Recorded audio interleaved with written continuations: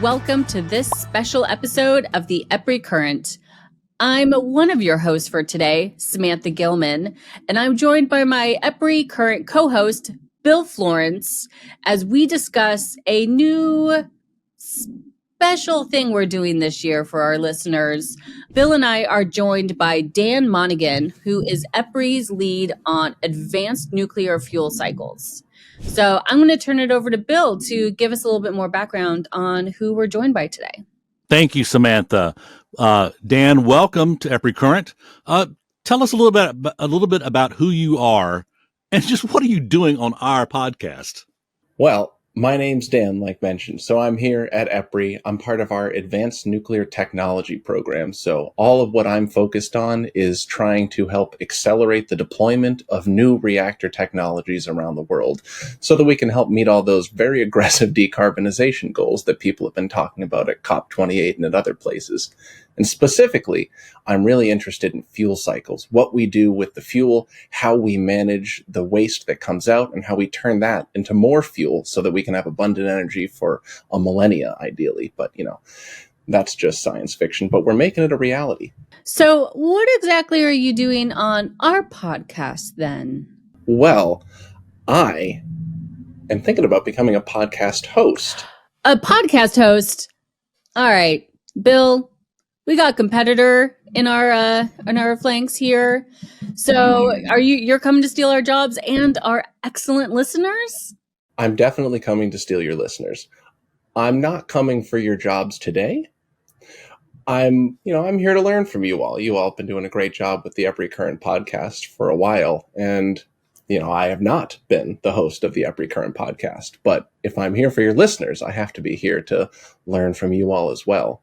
And we've got some interest in teaching some things to your listeners over the next 6 months or so. So you're here to be a podcast host, and I've been seeing this acronym around, one of many at EPRI, GFNI. Can you tell us a little bit about what that has to do with you becoming a podcast host? GFNI, the Global Forum for Nuclear Innovation. It's a collaboration.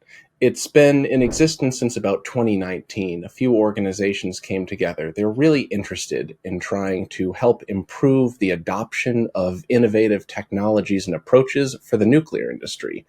And so this year in Miami in June, we're going to be hosting an event based on the theme Ambition into Action. And what I'm going to be doing is hosting a little special series of podcasts featuring people from both the nuclear industry and outside the nuclear industry who have done something about taking their own ambitions and turning them into action so that we can, teach people how it's done, learn from them, and then hopefully start to apply it. Let's dig a little bit deeper into this. Who or what exactly is GFNI? Well, let me start with a question back to you. Did you know that if we want to reach net zero carbon emissions by 2050, it's going to require a doubling of the worldwide nuclear capacity, according to some models, actually according to a lot of models. So this really large ramp up in both existing and new technologies is going to require collaboration and creative thinking on a global scale. So a lot of organizations have to come together to make this happen. EPRI, the National Nuclear Laboratory in the United Kingdom, the International Atomic Energy Agency, and the Nuclear Energy Agency. All these groups came together and kicked off the very first global forum in 2019. Events took place in 2019, 2022, and now in 2024. Back in 2019, the focus was really on the technologies that can drive innovation. In 2022, it was all about the culture that's needed to drive innovation. And now in 2024, we've got culture, we've got technology. We're focusing on how do we turn ambition, which is what we want, into action, which is what we need. So why ambition into action? Well, there's great ideas across the nuclear sector. Really, there's great ideas everywhere. But for a variety of reasons, it can be hard to turn an idea into something that gains traction and actually is implemented into operation. So to help accelerate this process, the Global Forum has set out to identify what kind of enablers, the technology, the culture, and the implementation enablers can help people with great ideas take them from an idea to a concept, to a practical plan, to reality, so that they can begin to make a difference. And that's where the research, the new podcast, and the event in June comes in? Exactly. So as part of supporting the Global Forum, EPRI's been developing a research framework that aims to answer, how do you turn ambition into action? This upcoming podcast special series is collecting stories and learning about how the people who have turned their own ambitions into action have done it. And then the event in June is there to equip people with the tools so that they can then go and turn their own ambitions into action. Can you tell us a little bit more about the podcast? I mean, maybe even give us some previews of some of the things you'll be speaking about. Absolutely. You have a right to know why I'm stealing your audience. So this is going to be a limited series. We're planning 5 episodes in total, starting this year in 2024 and running up through, actually during the event in June. So the first 4, I'm going to be bringing in 2 guests, one from inside the nuclear industry and one from outside the nuclear industry. So we really want to hear how they've turned ambition into action related to one of 4 grand challenges that were identified at the 2022 Global Forum. So these 4 grand challenges, they're all these major areas that if nuclear as an industry can improve, we can make it to those very challenging deployment goals, doubling capacity by 2050. So these 4 are: safe doesn't have to be slow, which is focused on the balance between a safety culture to ensure that we protect the public, but also recognizing that we need to be agile so that we can navigate a complex and evolving energy landscape. The second is no talent, no sector. If we want to double the nuclear capacity, it'd be difficult to do that without increasing the workforce. We need people. We need experts all across the technology requirements. We need engineers. We need skilled tradespeople. We need educators. We need communicators. We need everybody. The third is operating a lean machine. So if we want to double nuclear capacity, that doesn't necessarily mean that we are going to be able to do it by doubling our workforce. That'd be a ton of people, and there might just not be that many people with how many other things are going on in all the other industries supporting the technology. So how can we use innovative technologies like robotics and automation to improve our operating efficiency? And then fourth, there's beyond electricity, exploring applications of nuclear power in other areas just besides grid production. When you fission a uranium atom, you don't make electricity, you make heat. So what can we do with heat? It improves our efficiency, and we can use it to power desalination to get clean water to people who need it.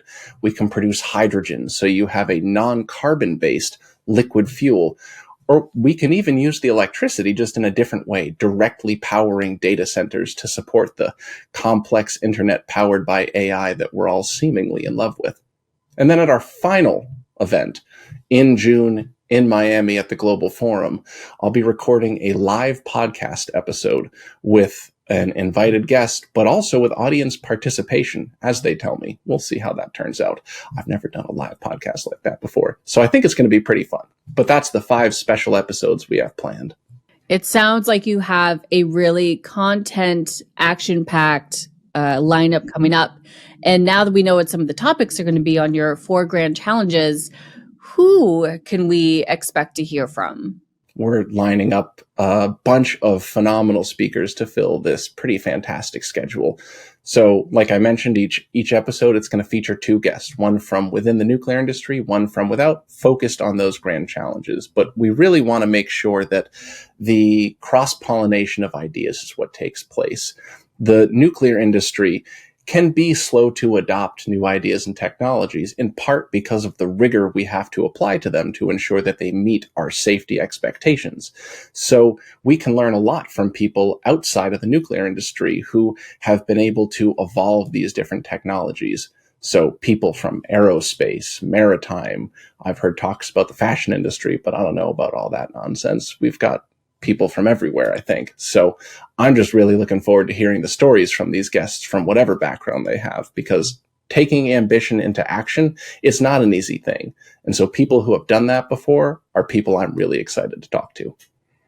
Well, still not thrilled about this talk about stealing our audience, but I will have to say that this podcast miniseries does sound really fascinating. And you may have your first 2 subscribers here with us. So we can't wait to listen. Well, you're welcome. We can't wait to listen to these episodes, and because they really do sound very, very interesting. And of course, to our existing listeners, we're not going anyplace. So now you have 2 podcasts for the price of 1. That's right. We have a great lineup for the year, both with this special series on the Global Forum for Nuclear Innovation and with our standard EPRI Current episodes. So with that, I think it's time to wrap up. Dan, do you have any last minute thoughts for our listeners as you prepare for your special series? Yeah, please tune in. If you're in the nuclear industry and you have ideas that you want to make reality, listen up, because we've got some tools and some people who have done it before to help you. If you're not in the nuclear industry and you've just stumbled in here because of all the fantastic work Samantha and Bill have already done, well, you should still listen in, because even outside of the nuclear industry, even in your personal life, if you have things that you want to see happen and you want to make them happen, well, then you have ambition that needs to be turned into action. And we are going to equip you with the tools to do that. Dan, thank you so much for joining us today. We really appreciate it. And we'll be looking forward to this podcast series. So on behalf of Dan and my co-host, Samantha, I'm Bill Florence. Thank you so much for joining us today. We'll talk to you soon. If you like today's show, we invite you to subscribe to our podcast. And feel free to share the podcast with your colleagues and friends. For more information about EPRI, please visit our website at www.epri.com.